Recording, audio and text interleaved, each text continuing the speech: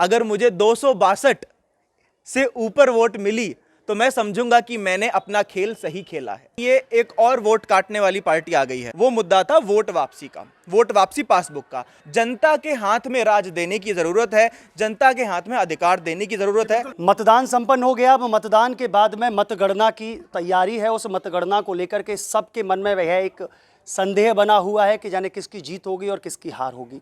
हालांकि हमारे साथ में आज विभोर जी हैं। इनका जो चुनाव चिन्ह था वह है प्रेशर कुकर। आपने देखा होगा प्रेशर कुकर पर यह खड़े हुए थे विधायकी के चुनाव में। मथुरा वृंदावन विधानसभा में यह इन्होंने अपना एक पग बढ़ाया था। आज चर्चा हम कर रहे हैं इनसे कि किस तरीके का मन जनता का था, किस तरीके के मुद्दों को लेकर के जनता के बीच में पहुंचे और क्या इन्होंने जनता से पूछा और जनता ने इनसे क्या कहा, यह भी जानेंगे। और साथ में पहले तो मैं विभोर जी को शुभकामनाएं दे देता हूं। देखिए, हार और जीत तो ठाकुर जी के हाथ में है और उन मतदान की पेटियों में बंद है। जो ये जनता देख रही है, इस जनता ने जो भी आपका निर्णय लिया होगा, जिसको भी जिताया होगा, जिसके माथे पर सर का ताज बैठाया होगा, वो तो बंद है पेटी में।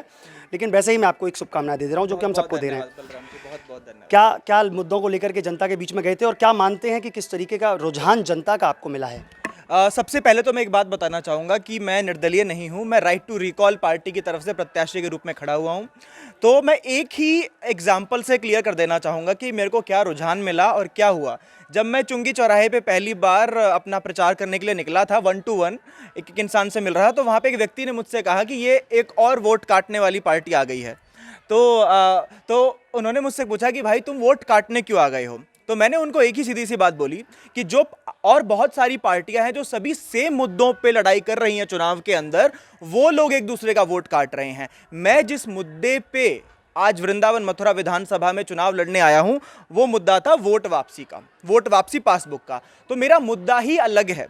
तो मुझे जितने भी वोट मिलेंगे वो कहीं से कट के नहीं आने वाले हैं। वो इस मुद्दे के नाम पे जो भी व्यक्ति वोट डालेगा, चाहे वो संख्या 100 हो, चाहे 500 हो, चाहे 1000 हो, बाकी जनता की जो भी इच्छा, ठाकुर जी की जो भी कृपा होनी है वो होगी। बस मैं इतनी सी बात कहना चाहता हूं कि आज के समय में भारतवर्ष में, उत्तर प्रदेश में, मथुरा जिले में हमें जो मुद्दे हैं उनको बदलने की ज़रूरत है। क्योंकि वही मुद्दों के ऊपर, वही धर्म, वही जाति, उन्हीं सब मुद्दों के ऊपर पार्टियां दशकों से जनता के ऊपर राज करती आई हैं और अब हमें असलियत में जनता के हाथ में राज देने की ज़रूरत है, जनता के हाथ में अधिकार देने की ज़रूरत है। मैं यहाँ दर्शकों को कह दूँ, जिस तरीके से विभोर जी ने कहा कि किसी व्यक्ति ने इनसे ये कहा था कि आप वोट काटने आए हैं, तो वाकई में आप वोट तो काटने आए ही हैं, चाहे वो किसी की भी कटे, चाहे वो भारतीय जनता पार्टी की कटे या बहुजन समाजवादी पार्टी की कटे, सपा की कटे, लेकिन वोट तो आपने काटी हैं। ये तो बिल्कुल सही कहा उस व्यक्ति ने। चाहे किसी निर्दलीय की भी आपने वोट काटी हो, लेकिन कटी तो है। अगर आप दावा करते हैं कि 1500 वोट अगर मुझे मिली हैं, तो वो काटी हैं किसी न किसी की। अच्छा, अनुमान अगर देखा जाए, आपने फीडबैक लिया होगा पूरी जनता का, आप घूमे भी हैं, बूथ टू बूथ आप गए भी होंगे, क्या रुझान मिला? क्या लगता है कि कितनी वोट अब की बार मुझे मिल पाएंगी? पहली बार है आपका। देखिए, जैसा कि मैंने आपसे पहले भी कहा था, जब मैं चुनाव में खड़ा हुआ था, तो मैं अभी 28 वर्ष का हूँ। जब मैं चुनाव में खड़ा हुआ था तो मुझे नहीं पता था कि मुझे 100 लोग भी वोट करने आने वाले हैं। लेकिन जैसे जैसे मैंने प्रचार करना शुरू किया, मेरे पास कोई प्लानिंग नहीं थी, कोई स्ट्रैटेजी नहीं थी। मेरे पास बस था खुद मैं और मेरी ये वोट वापसी पासबुक।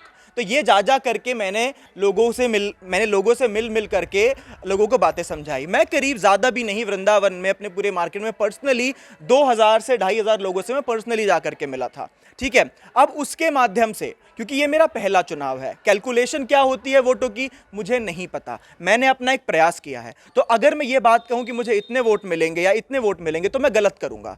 जनता ने, लोगों ने, जिन भी लोगों को मेरी बात समझ में आई है या भविष्य में भी आएगी, इस समय में मेरी कोई महत्वाकांक्षा नहीं है कितने लोग मुझे वोट देंगे। मेरी एक ही महत्वाकांक्षा थी, जिसकी वजह से मैं चुनाव में उतरा था, कितने लोग मेरी बात समझेंगे। भविष्य में हम इस चीज़ को रोकने नहीं वाले हैं। आने वाले समय में हम मुद्दों को बदलने के लिए राजनीति में आए। लोग कहते हैं यार राजनीति करने आए हैं, नहीं, हम राजनीति बदलने के लिए राजनीति में आए हैं। अगले आने वाले 5 वर्षों में जो मेरा पर्सनल टारगेट है, मथुरा वृंदावन विधानसभा क्षेत्र में हमें लोगों के सामने जाकर के मुद्दे ही बदल देने हैं। तो अगली बार जब चुनाव लड़ा जाएगा तो उसमें मुद्दे बदल चुके होंगे। ये मेरा प्रयास रहने बिल्कुल, इनके उनका मुद्दा भी अलग है। आपने मुद्दे बहुत सारे सुने होंगे, यमुना को साफ कराएंगे, आपकी गली को बनवाएंगे, आपको रोजगार देंगे, आपको मकान देंगे, आपको खाना देंगे, लेकिन इनका मुद्दा तो बिल्कुल अलग है भाई साहब। ये तो पता नहीं जाने कौन सी दुनिया से आए हैं, इनने तो बिल्कुल ही कॉन्सेप्ट चेंज कर दिया है। इन्होंने कोई जनता से ये नहीं कहा कि मैं आपको अन्न दूंगा, मैं आपको रोजगार दूंगा, मैं आपको सड़क दूंगा, मैं आपको शिक्षा दूंगा, कुछ नहीं।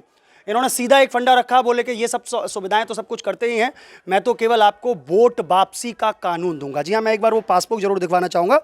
ये एक पासबुक है जो कि हमारे इंडिया में तो नहीं, लेकिन बाहर जो विदेश हैं वहाँ पर ये कानून लागू है।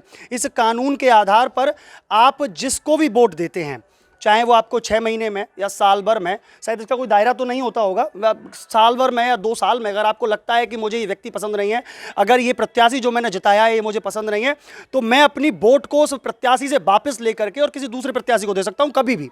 तो ये एक अच्छा इनका कॉन्सेप्ट था। कैसे मन बनाया था ये कि मैं जनता के बीच में जब गए इस सुझाव को लेकर के, लोगों से बात की आपने ये वोट वापसी की, तो जनता का रुझान क्या आया था आपके प्रति? आज के समय में हम सभी एक बात जानते हैं, हमारे देश में, हमारे नगर में शिक्षा की समस्या है, ट्रैफिक की समस्या है, संचालन की समस्या है, विभिन्न प्रकार की समस्याएं हैं, गरीबी है, बिजनेसेस बहुत कम हैं। उसके पीछे का कारण क्या है?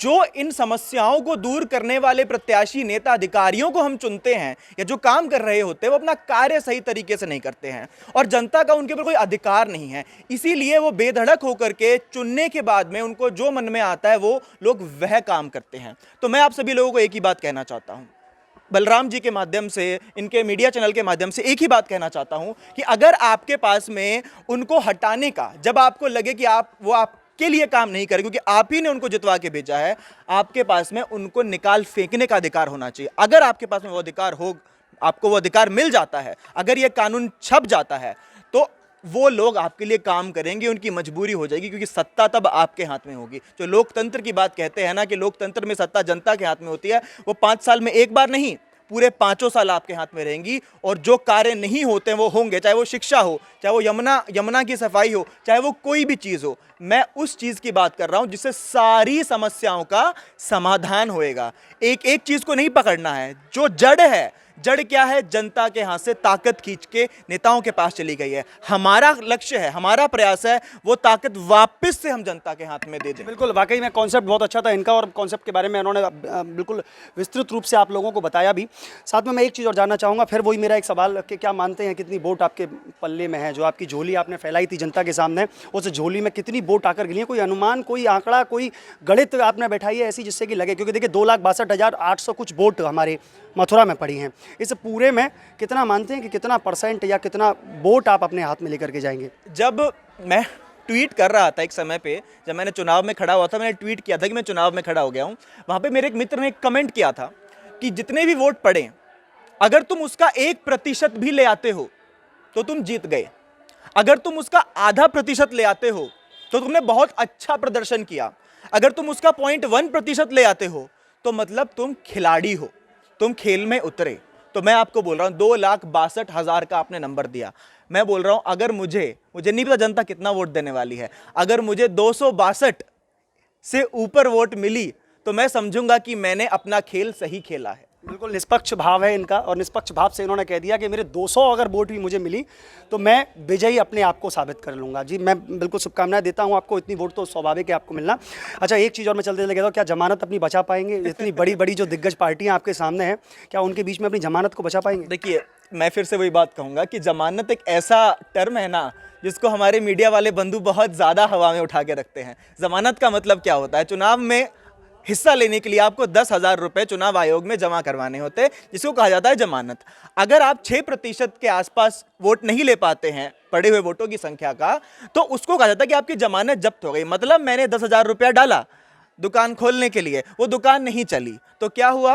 वो जमानत जब्त हो गई। मैं उसको जमानत जब्त होना मानता ही नहीं हूँ। मैंने माना कि ये मैंने फीस जमा करी खेल में हिस्सा लेने के लिए। बात ऐसी है ना बलराम जी, अखाड़ा बदलना है, 2 बहुत बड़े बड़े पहलवान लड़ रहे हैं, हम छोटे से हैं, बाहर खड़े होकर ताली बजाते रहेंगे, न्यूट्रिशन नहीं लेंगे तो वो अखाड़ा वैसा ही चलता रहेगा जैसा चल रहा है। अगर हमें अखाड़ा बदलना है तो हम छोटे ही कितने सही, अखाड़े में उतर जाएंगे और हम उतर गए। अब बाकी जो करेगी जनता करेगी और आने वाले वर्षों में हम हमारा प्रयास करते रहेंगे, रुके नहीं हैं। शुरुआत करी है, बस रुके नहीं है और आगे बढ़ते रहेंगे, लोगों को अपने अपने कानूनों की जानकारी देते रहेंगे। ये इतनी सी बात मैं कहना बिल्कुल सही बात है। और ये तो वाकई में इन्होंने सत्य कहा है कि किसी को नहीं पता कि उस बंद पेटी के अंदर किसका कितना हक है, जनता ने किसको सर का ताज पहनाया है, किसी को नहीं पता। एक आंकड़ा जरूर अपने लोग बता देते हैं, जिस तरीके से शीर्षक जो पार्टियां हैं उनके नेतृत्व जो कहते हैं कि मैं 1 लाख लाऊंगा, मैं 2 लाख लाऊंगा, मैं 3 लाख लाऊंगा, मैं 5 लाख लाऊंगा। लेकिन सीधी सी बात, यहाँ जिस तरीके से इन्होंने अपना मन साफ करके कह दिया कि मुझे 262 वोट भी अगर मिलेंगी तो मैं अपने आप को विजयी साबित करूंगा।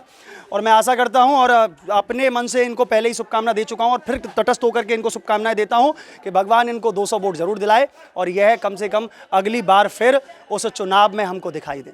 ऐसी अन्य खबरों को देखने के लिए जुड़े रहिए न्यूज़ 11 के साथ। मैं अपने सहयोगी आदित्य शर्मा के साथ, मैं बलराम शर्मा, न्यूज़ 11 वृंदावन।